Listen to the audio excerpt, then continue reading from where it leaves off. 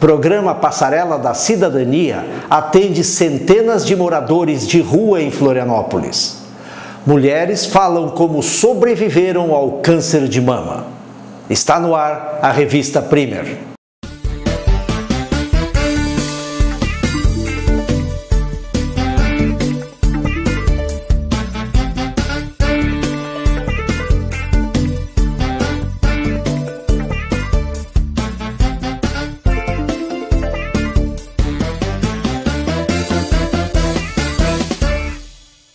Cresce a procura por novas alternativas de transmissão e recepção de informações. Canais de TV por assinatura ou por streaming estão se tornando cada vez mais populares. Num canal de TV aberta, por exemplo, quase sempre atrelada ao que se chama cabeça de rede, a grade de programação nem sempre contempla o que acontece na região. Hoje é possível acessar um canal através de um aplicativo no celular e assistir ao programa da preferência. Já são centenas de canais com noticiários locais e também aqueles voltados a assuntos específicos. E todos com milhares de seguidores. Esta diversificação tem proporcionado ao mercado a possibilidade de oferecer o produto ao público-alvo, barateando os custos com a publicidade.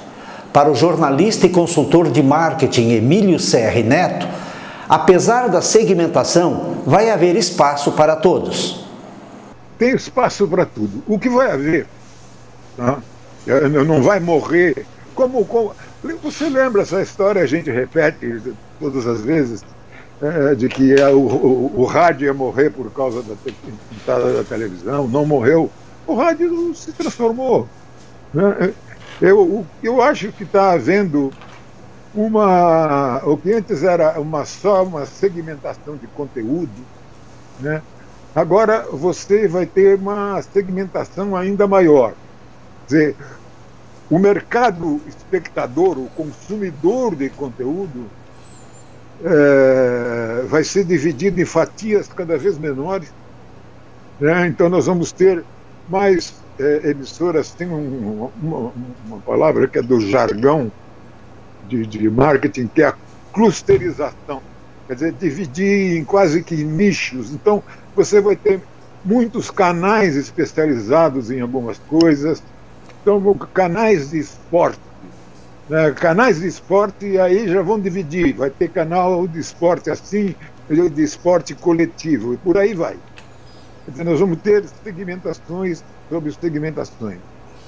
Agora, o consumo de conteúdo ganhou novos canais, né? Ganhou novas maneiras de chegar ao consumidor de conteúdo. É o caso do streaming, do vídeo on demand, enfim. E vão aparecer outras. Certamente vão aparecer outras, né? E algumas vão voltar. Não está voltando o vinil, né? O disco de vinil. Tá todo mundo, agora é a moda, né? Voltar a ouvir aquelas boas músicas, tempo que se fazia música boa, né? Em disco de vinil. É uma correria em busca de toca-discos, né? Quem vende toca-discos hoje está se dando bem, vende agulha, né? Lá em São Paulo existem algumas ruas especializadas em equipamento eletrônico, fazem fila para comprar agulha de toca-disco. Então, eu acho que essa história de que vai acabar isso, vai acabar aquilo, não vai existir tanta concentração. Eu acho que essa concentração numa determinada rede que vai absorver todos os tipos de audiência e, por consequência, os recursos, os investimentos publicitários, isso tende a diminuir, mas isso não acontece por milagre. É uma decisão do espectador também, buscar alternativas, mas os canais também têm que buscar alternativas relativas ao casamento do conteúdo do canal, aquilo que ele está entregando, né, com as necessidades dos anunciantes. As mulheres são responsáveis por mais de 50% dos votos em Santa Catarina, mas ocupam menos de 16% dos cargos eletivos, segundo pesquisa do Tribunal Regional Eleitoral. A participação da mulher na política é um dos assuntos da Assembleia Legislativa de Santa Catarina, através da Escola do Legislativo. A coordenadora da Escola do Legislativo, Adeliana Dal Ponte, afirma que esta participação precisa aumentar. A nossa escola da Alesc, ela tem um grande compromisso de levar formação e informação aos 4 cantos do município, do estado de Santa Catarina. E eu, na condição de ter passado pela Câmara, de ter sido prefeita, eu tenho um olhar diferenciado de coletar esses subsídios. Então, eu tenho visitado as câmaras de vereadores, as prefeituras, solicitando o que é mais importante para que a escola ofereça os cursos. E tem vindo muito este assunto de mulher na política, talvez porque o TSE, né, o Tribunal Superior Eleitoral, também tem feito propagandas em todos os meios de comunicação para a participação da mulher. Então, depois que eu saí da prefeitura, esse ficou um tema que eu estou levando como uma meta para atingir, que é incentivar as mulheres a participar da vida pública, porque se nós queremos ter uma democracia plena, a representação nas câmaras de vereadores, nas prefeituras, nas assembleias legislativas, na Câmara Federal, ela tem que ser mais ou menos como está a nossa população. E a nossa população, a maioria são mulheres. Então, ontem nós fizemos um curso em Lages, acabei chegando aqui bem tarde já, para fazer contar um pouco da história das mulheres, incentivar esta participação, despertar nas mulheres esta liderança, e tem sido muito, muito produtivo. Tem experiências lindas que se colhe num curso desse. E, na sua opinião, este incentivo está crescendo na participação da mulher ou ainda tem muita estrada para percorrer? Nós temos um longo caminho a percorrer, mas é importante que, se olhar para trás, também o caminho um pedaço já foi trilhado, né? Eu fui a primeira prefeita da 4ª cidade do estado de Santa Catarina em população. Então, um caminho já foi trilhado. Eu sempre escuto, Léo, que eu acabei sendo referência e inspiração para muitas mulheres por ter trilhado esse caminho anteriormente. Então, eu fui vereadora no ano de 2000, onde muitas das pessoas que a gente conversa nem tinham nascido, né? Então, o movimento, a luta das mulheres pela participação, quer seja nas empresas, quer seja no mercado de trabalho, ele é um movimento que ele está sempre em crescimento. E tem um longo caminho a trilhar, é claro que sim, né? Mas esse caminho a trilhar na estrada é porque alguns obstáculos são maiores por conta da própria mulher ou realmente continua aquela imagem que passa? Todo mundo machista? Não, eu nunca sou assim uma pessoa todo mundo, né? A gente não pode falar assim, mas se nós percebermos nas empresas, por exemplo, por mais que as mulheres estudem, por mais que elas se preparem, o número de mulheres em cargos de comando ele é menor do que de homens. O salário das mulheres normalmente é menor do que o dos homens. Na política é um ambiente muito masculino e isso a história que trouxe para ser assim. Então, nós temos que cada dia avançar. Hoje a participação da mulher na Câmara, na Assembleia Legislativa e na Câmara Federal é menos de 15%, mas nós somos mais de 50% da população. Pois isso me leva a fazer a pergunta antiga que volta e meia é feita, mas eu não vou fugir dela. Isso quer dizer que mulher não vota em mulher? Vota. Teve um tempo lá no início que era mais difícil, mas hoje eu conheço muitas pessoas que dizem, eu só voto em mulher. Não é porque é diferente homem, não é a questão, é porque nós temos uma luta a ser travada. Nós precisamos de leis que incentivem a mulher. E a gente tem que perceber que sempre nós temos jornada dupla de trabalho. Então, para ser uma boa política, por exemplo, tem que haver dedicação. E dedicação precisa de tempo.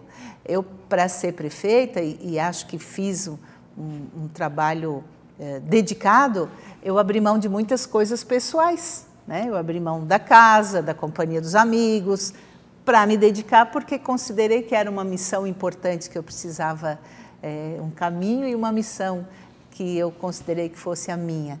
Então, esses cursos da Assembleia, né, que a Assembleia tem proporcionado, tem feito o despertar das mulheres do quanto é importante a sua participação, porque se a gente quer de verdade uma democracia plena, ela tem que ser formada por homens e mulheres em todos os espaços de poder, quer seja na igreja, quer seja no centro comunitário, nas câmaras de vereadores, nas prefeituras, enfim. É assim que nós vamos melhorar o nosso país inteiro. A legislação eleitoral prevê um certo número de mulheres nas eleições para cada partido. A senhora acredita que este número está sendo cumprido ou os partidos têm muito ainda a fazer para poder fazer com que elas tenham esse direito? Eu acho que tem muito a fazer, é um caminho longo a trilhar. E mulher, para participar da política, ela precisa de oportunidade. Ela não pode ser convidada no último mês, na hora de fechar a chapa.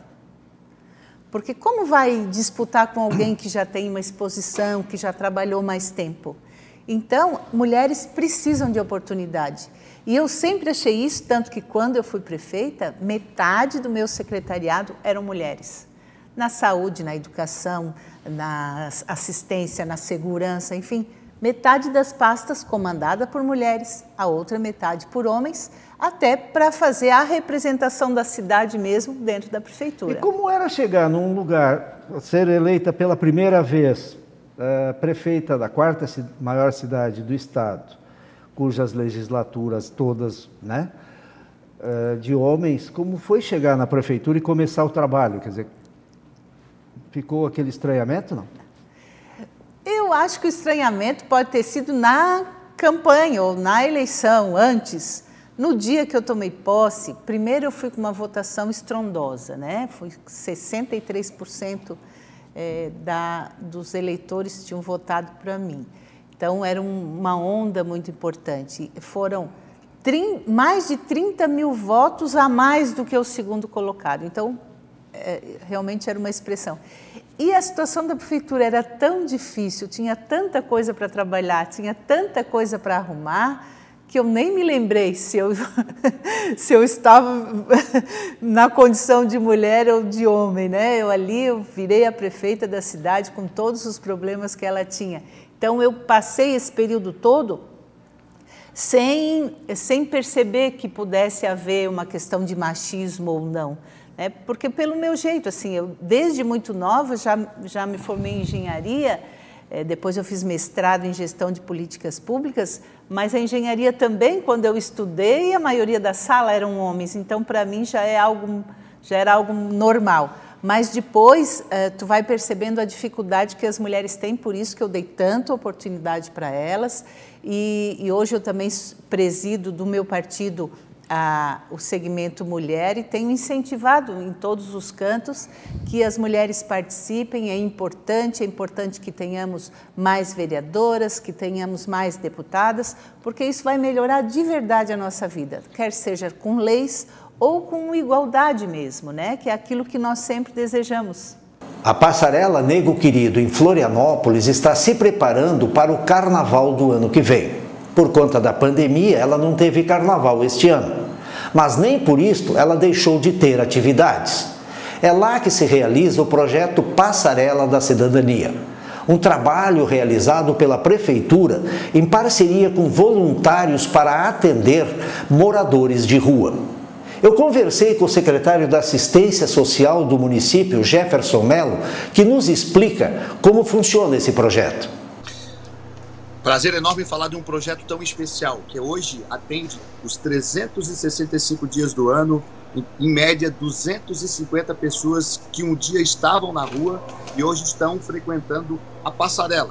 Como o senhor falou, um dia era só a passarela do samba, que funcionava 4 dias, 5 dias no ano. Hoje ela funciona todos os dias do ano como Passarela da Cidadania. É um espaço que recebe hoje essas 250 pessoas em média, com 4 refeições, sendo café da manhã, almoço, café da tarde, jantar essas pessoas podem pernoitar ali e dali a gente tem a oportunidade, inúmeras oportunidades de melhorar a vida dessas pessoas que um dia estavam na rua. Como é feita a escolha, ou existe alguma seleção para atender essas pessoas, ou todas as pessoas que se sintam nessa condição podem chegar até lá? Todas as pessoas que se sintam nessa condição podem chegar, mas além desse trabalho da receptividade, a gente tem um trabalho também que a gente chama de proatividade. Que como é que ele é feito? A gente tem uma equipe que funciona 24 horas por dia nas ruas da cidade de Florianópolis, que a gente chama isso de um projeto chamado Resgate Social. É um carro, é uma van que ela vai rodando a cidade de Floripa, prospectando e identificando pessoas eventuais em situação de rua, onde uma equipe técnica totalmente preparada sensibiliza, e a palavra é essa, sensibiliza, não é obriga, não é sai com uma arma na cabeça, convidando a pessoa a sair daquela situação que ela está na rua para um espaço onde tenha essas refeições, um lugar quentinho, coberto para ela dormir. Então, começa-se a identificar, indo em todas as regiões da cidade de Florianópolis com esse carro.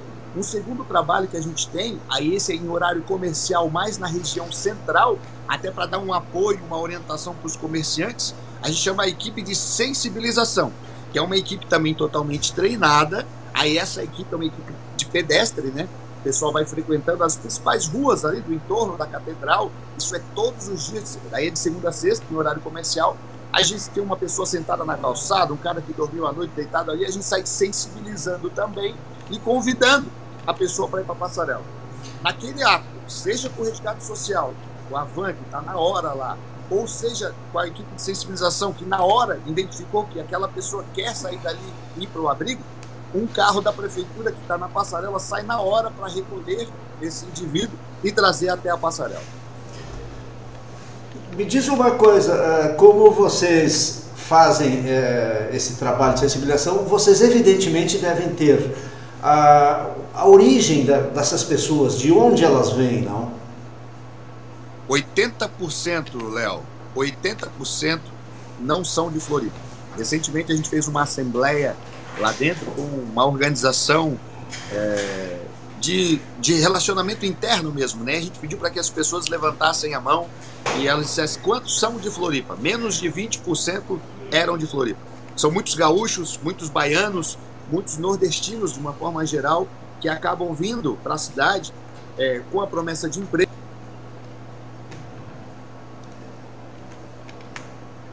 E acabam sentando, acabam ficando a caminho. E me diz uma coisa, eles dizem, além do emprego, eles têm alguma outra necessidade, por exemplo, deixaram algum vício, como é a saúde dessas pessoas? Eu posso te dizer que hoje, de 80% a 90% dessa população, ela está dentro de 3 categorias. Ou o vício, e aí pode ser droga, ou a bebida, né? Muita gente com problema de bebida.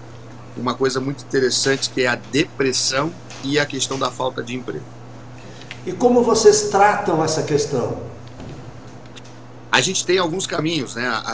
O legal de falar da equipe da Passarela da Cidadania, Léo, e fica um convite para ti, para todos os telespectadores, basta fazer um contato conosco no privado e a gente agenda uma visita. A gente tem uma equipe técnica totalmente preparada para receber essas pessoas. Que fique claro, não é só tirar da rua, botar lá e dar comida. Não, lá tem toda uma equipe técnica. Aí eu vou te dizer, são de 7 a 8 assistentes sociais, mais 4, 5 psicólogos, uma equipe de enfermeiros, que tu não vai acreditar, que funciona 24 horas por dia, uma equipe médica, aliás, uma equipe odontológica, porque a gente também precisa tratar a autoestima da pessoa, a fisionomia da pessoa. E a gente também ali tem, Léo, uma coisa muito interessante. Todas as terças, quartas e quintas, nós estamos já no 3º mês de cursos profissionalizantes. Então, o que acontece? A gente tirou essa pessoa da rua, a gente identificou, e é importante que a sociedade, aproveitar a audiência do teu programa, para mais uma vez falar isso. Não é só tirar da rua. O primeiro ato é melhor estar dentro do abrigo do que estar na rua, fazendo às vezes as necessidades na frente de uma loja, fazendo lá, sei lá, vomitando, fazendo alguma arruaça ali fora, ou simplesmente dormindo na frente do comércio ou da casa. Então, o primeiro ato é dizer assim, ó, melhor do que estar na rua é estar ali dentro. com todas essas seguranças, essas condições. O segundo ato, muito importante, é a avaliação técnica. Então, cada um dos indivíduos, os usuários do espaço lá, eles passam por um acompanhamento técnico por um desses profissionais. Alguns chegam lá com os dedos dilacerados porque estavam fumando, estavam cheirando, outros chegam lá machucados porque apanharam na rua, enfim, eles são cuidados, passam por um acompanhamento físico, médico, até a nível odontológico, daqui a pouco eu te explico por que odontológico, mas esse acompanhamento técnico é o profissional da ponta que está fazendo uma análise dele isso é todo dia, ele está fazendo um acompanhamento, um contato, porque o cara saiu lá da Bahia, como eu falo, teve um caso que aconteceu na semana passada, que o cara simplesmente brigou com a mulher, se desfez, ficou na depressão, veio embora, ficou tão loucão da bebida, da droga, que veio parar em Floripa. A equipe tirou ele da rua, exemplificando, né? Trouxe aqui para dentro da passarela, na passarela fez o acompanhamento, uma ligação do técnico, com a permissão dele, com a esposa dele lá de Salvador, fez com que ele estava de novo. 3 dias depois, a prefeitura pagou uma passagem para essa pessoa e a gente depois recebeu a foto, ele de volta para a casa dele, com a família. Esse é um dos muitos exemplos que eu posso te citar aqui. Mas você cita com uma certa ênfase esse atendimento odontológico. Quando a gente, cultura, a sociedade vai entrevistar um cara, e se o cara chega lá com um dente podre, um dente quebrado, faltando um dente, o comerciante não vai querer ele para ser a recepção da loja dele, ser o cara que bota pacote no caixa do mercado. É uma cultura nossa. E eu vou te dizer que o cara que tem essa cultura não está errado. Então a gente estava se preocupando em tirar da rua, que é importante, preocupando da alimentação, que é importante, mas estava se esquecendo desses pontos. Por isso que eu falo, é um eterno aprendizado. O Outubro Rosa, que alerta para a necessidade da prevenção do câncer de mama, já terminou. Mas você vai saber como alguém conseguiu se salvar desta doença que mata milhares de pessoas todos os anos depois do intervalo. Nós voltamos em seguida.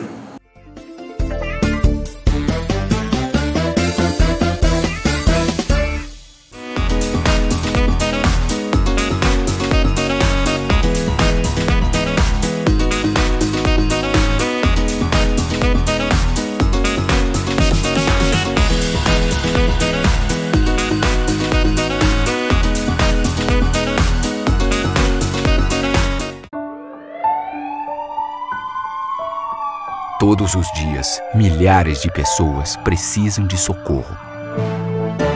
Ainda bem que os nossos heróis estão sempre a postos. Para ser um deles, você não precisa ter superpoderes. Só precisa ter iniciativa. Cada voluntário é um herói. Procure o Hemosk e doe sangue.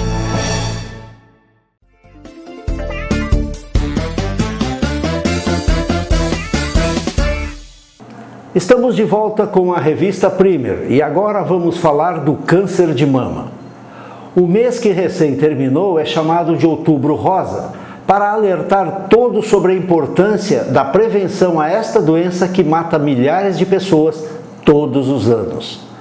Você vai assistir agora a um depoimento de uma catarinense que decidiu morar nos Estados Unidos e lá descobriu, segundo ela, por acaso, que estava com câncer. Como você falou, eu tenho 37 anos e aqui nos Estados Unidos, como no Brasil, até os 40 anos nós não fazemos a mamografia rotineiramente, né? Não é uma coisa comum de se fazer. Mas eu tive um caso de câncer da minha mãe e por conta disso, quando eu fui ao médico aqui nos Estados Unidos, nós temos muito essa questão de médicos primários, né? Eles chamam de médico da família. E eu passei para ele essa informação de que minha mãe tinha e ele me perguntou, você quer fazer uma mamografia? E eu já tinha ido à ginecologista, ela tinha feito o exame de toque, né, aquele que a mulher pode fazer na própria casa ou que vá na médica, e até então nós não vimos nada e eu nunca senti nada. E a mamografia, logicamente, assim como acontece que eu acredito com a maioria das mulheres até os 40 anos, ela mostrou nas imagens que ela era muito densa, né? É por isso que a medicina não faz a mamografia antes dos 40 anos, porque é muito difícil de perceber qualquer coisa. Então, ele sugeriu que eu fizesse uma ressonância magnética, né, um ultrassom de mama, e aí, simplesmente por uma questão que minha mãe tinha, e porque eu mostrei interesse em fazer, se eu não quisesse fazer também, ele disse que não haveria problema. Mas eu fiz, né, por prevenção, e descobrimos 2 pontos de câncer, e já rapidamente fui numa especialista, né, numa oncologista, aqui a gente chama de breast surgery, que é a mastologista aí no Brasil, e eu fui acompanhada por 7 médicos aqui, né, nós temos especialidades. E o milagre foi esse, de ter tudo para não fazer o exame, não saber antes dos 40. Se porventura esse anjo desse médico não tivesse me solicitado fazer, talvez eu faria mamografia só com 40, daqui a 3 anos, e talvez, né, com 40 anos ele poderia estar no estágio avançado e eu poderia não ter nem chance mais de vida. E por isso é um milagre, eu descobri no estágio 0, de 0 a 4, que é a medição que eles fazem aqui. Bom, além do acaso, um milagroso acaso, ou um acaso milagroso, a partir da descoberta, deixa eu te perguntar uma coisa, como foi o teu espírito, digamos assim, para lutar contra isso? Foi muito difícil? Eu prometi que eu não ia mais chorar, que agora é só um momento de alegria. Então, nós estamos aqui nos Estados Unidos e parece que tudo aqui se torna muito mais intenso, né? A gente não tem essa rede de apoio familiar, a rede está no Brasil, com a pandemia, a minha família não pôde vir para cá e eu também não pude ir para aí, apesar que a minha mãe, depois que eu descobri o câncer, esteve aqui comigo. Mas, falando assim, dessa questão, o medo que a gente encontra, o tabu da palavra câncer, me desculpa falar isso, Léo, mas vem na nossa cabeça a morte, né? Vem, é natural. E quando eu soube, nós somos aqui muito cristãos, né? Eu e meu marido, nós frequentamos a igreja, servimos a igreja aqui nos Estados Unidos, e nós conversamos, oramos a Deus e pedimos assim um direcionamento, assim, o que nós vamos pensar neste momento, né? E eu e meu marido, de joelhos dobrados, nós pedimos a direção de Deus, assim, mostra pra gente qual é a sua vontade, né? E o meu resultado, né, do carcinoma, que é o nome, foi dia 1º de junho. E dia 8 de junho eu tive a consulta com a oncologista. E nesses 7 dias, do dia 1º ao dia 8, eu vivi o inferno na minha vida, assim. Eu tenho 2 filhos pequenos, né? E eu fui abraçá-los quando cheguei da consulta. E eu pensei que eu não ia mais tê-los em meus braços, assim, né? Com um de 3 anos, vai fazer 3 anos agora, e o outro de 5, e eu falei, eles são tão novos, tão pequenos, eu quero acompanhar o crescimento deles, e eu pedi a Deus, assim, me ajuda, me mostra uma direção. E aí pensei na minha mãe, que a minha mãe teve um câncer de mama no estágio 4, super avançado, precisou de radioterapia, quimioterapia, e ela tá aí, viva, forte, inclusive agora é voluntária aí do Instituto de Câncer aí de Santa Catarina, de Florianópolis. Então, assim, eu tinha um exemplo dentro de casa. Por que eu não ia confiar em Deus, né? Lógico, no meu canto, no meu quarto, muito choro, muito desespero. Mas depois da minha consulta do dia 8, na qual eu descobri que era um nível 0, e aí talvez, Léo, eu gostaria de falar para quem nos assiste, aquela frase clichê do diagnóstico precoce salva vidas. Salva vida, eu sou um exemplo aqui, salvou a minha, né? Então, é isso que eu posso dizer. Eu fui lá embaixo, mas eu também a minha mola propulsora de Deus, assim, me fez pensar nesse milagre, me fez acreditar, e eu sempre muito positiva fui, e hoje eu sou uma testemunha aí viva de que o diagnóstico precoce salvou a minha vida, né, a vida da minha família.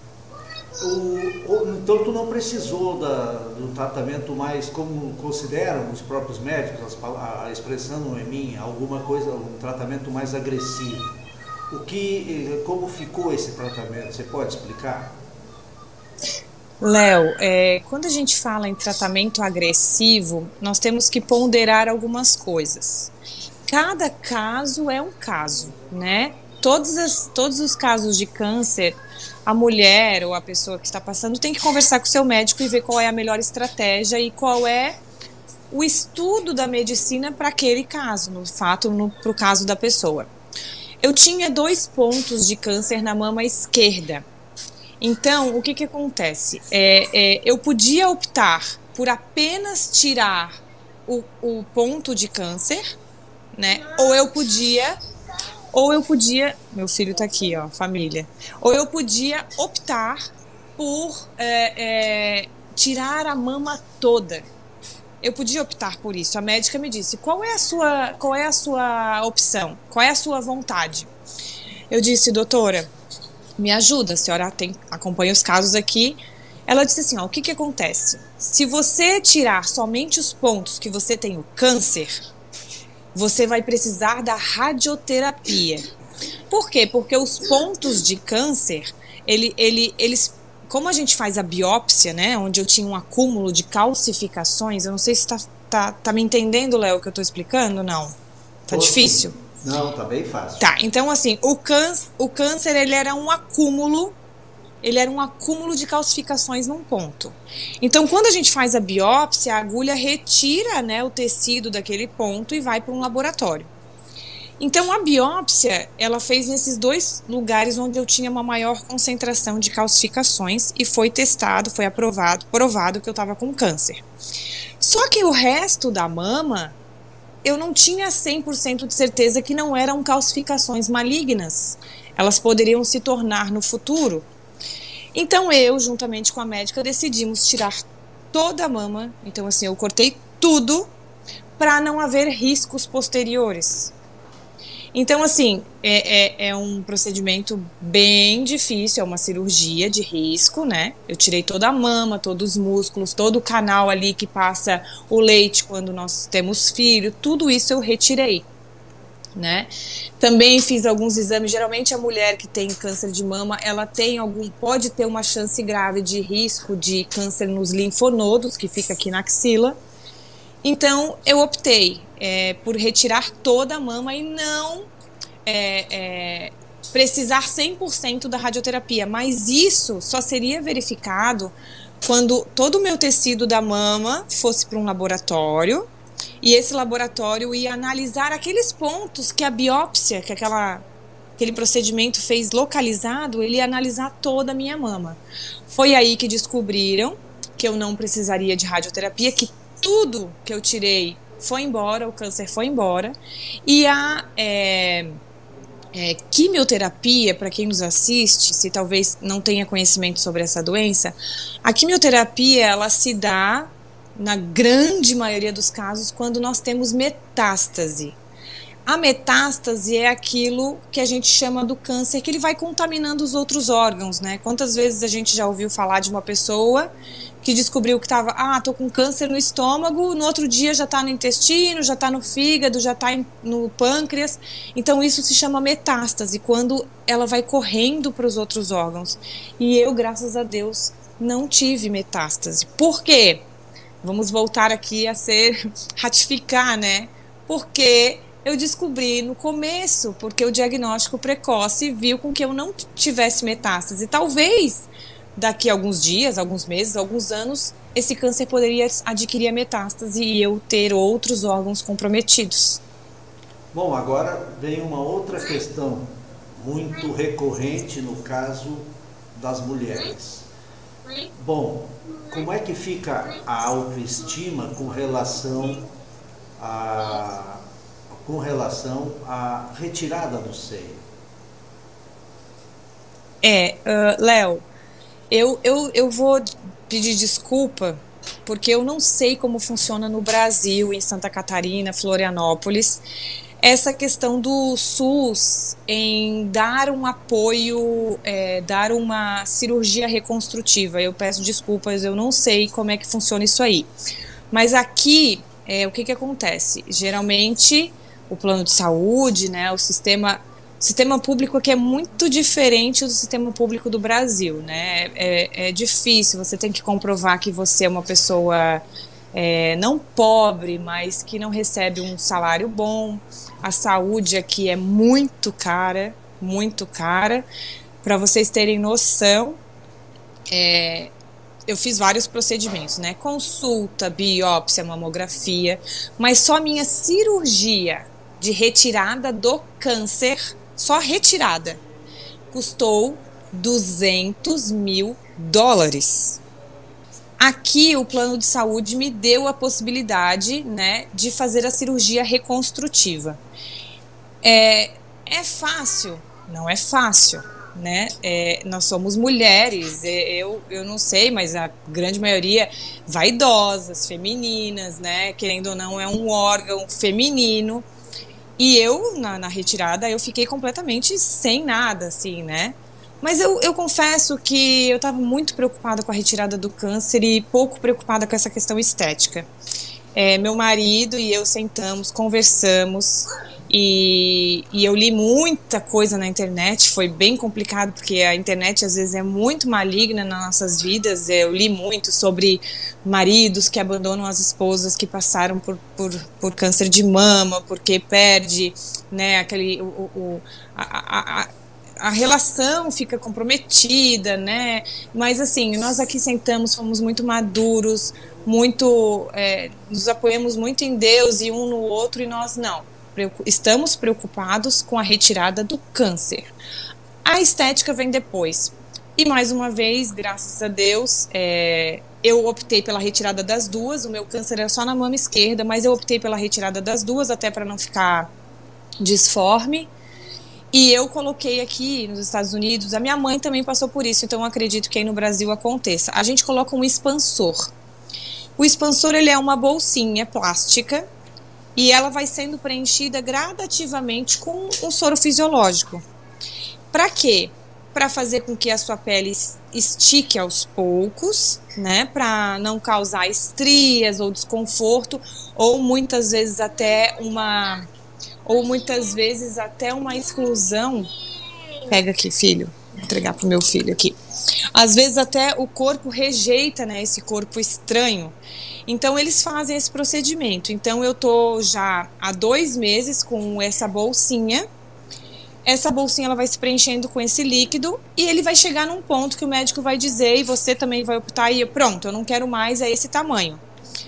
Aí, depois de um período, no caso, mais 2 meses, a gente passa por uma cirurgia reconstrutiva, que é o básico que todo mundo sabe, que é o implante do silicone, né? Mas com uma diferença. Eu não tenho mais nada aqui, eu tenho um vazio. Esse silicone vai ficar num vazio. Quando a mulher que já tem a mama coloca um silicone, ela está colocando em cima de uma gordura, em cima de músculos, né? Então é um processo diferente. Mas ele se torna mais estético do que apenas estético, melhor dizendo. Ele não vai ter a mais funcionalidades, né? Vamos supor que se eu hoje tivesse um bebê, né, eu não poderia amamentá-lo, porque eu não tenho mais os canais onde passam o leite, eu não tenho mais nada ali, né? Ficou um vazio, é uma questão realmente estética. Tem muitas mulheres, Léo, que optam por não colocar um implante de silicone, elas optam por ficar reta, né? Porque pode machucar, porque pode ser desconforto, lógico. É difícil explicar, né, Léo? Você é homem, mas as mulheres que estão nos assistindo, nós vamos estar ali com uma bolsinha, né? Não é a nossa mama mais, deitar de bruço já fica um pouco mais complicado, né? Mas a vida segue normal, segue tudo tranquilo e graças a Deus, aí vamos falar de mais um milagre, eu já encerrei, eu não quero ter mais filhos, então Deus também me ajudou com que eu tivesse essa doença posterior a ter realizado os meus 2 sonhos aqui, que são os meus 2 filhos. Então, eu sou gratidão.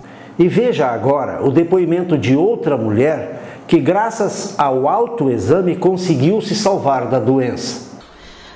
Descobrir um câncer aos 40 anos é bastante doloroso porque você não espera.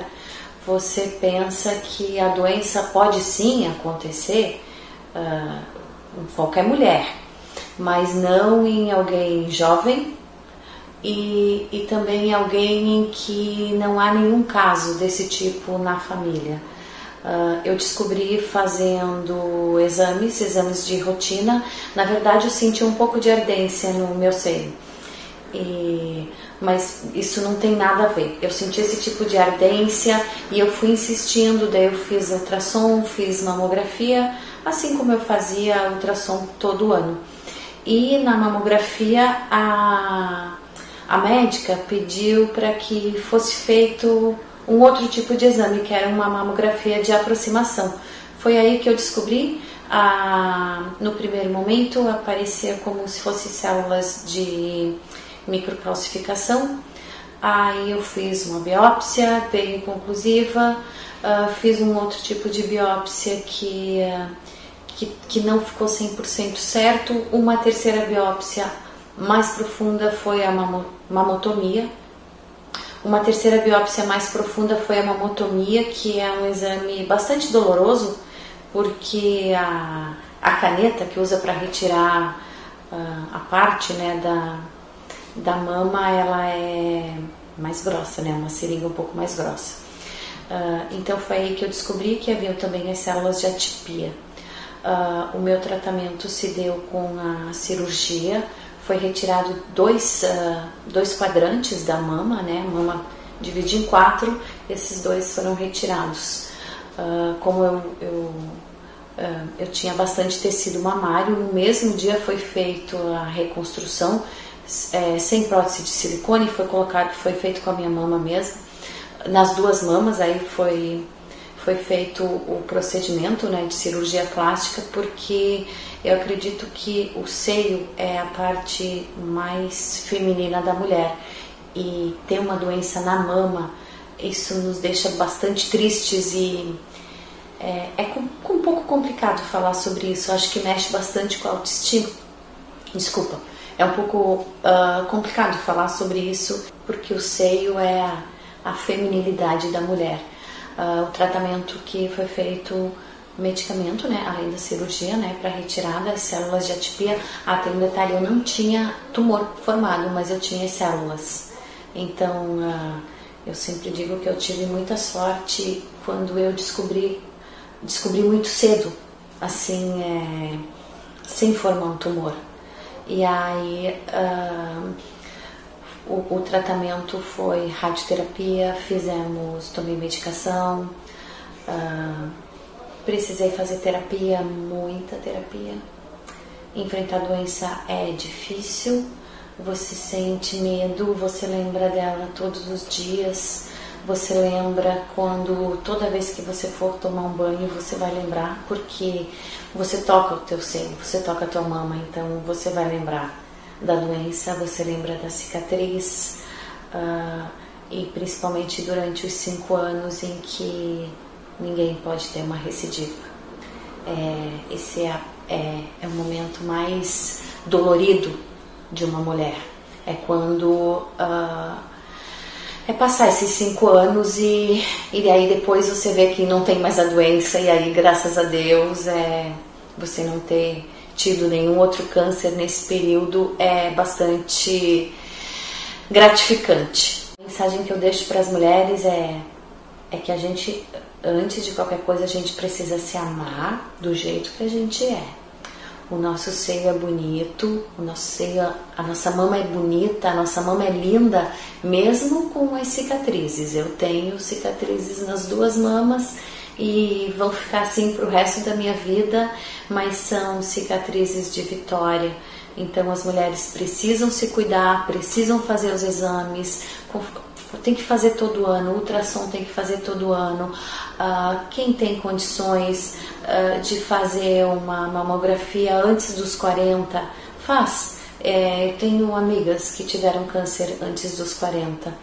Então, descobrir a doença a tempo é fundamental, é muito importante, porque quando você descobre antes, o tratamento é mais fácil, é menos dolorido e a chance de cura é altíssima. Tanto é que eu estou curada, tenho muitas mulheres curadas, tenho amigas curadas e independente de ter a doença, para as mulheres que ainda estão em tratamento, eu digo que nenhuma deve desistir de lutar, porque cada dia é uma vitória, cada dia é uma conquista. Poder ter retirado o câncer, poder ter feito tratamento, poder ter uma nova chance, acho que a gente tem que agradecer todos os dias, e eu pego essa força de vontade. Eu sempre fui uma mulher com uma autoestima bastante elevada, então se amar. A revista Premier termina agora. Um abraço a você e até a próxima edição.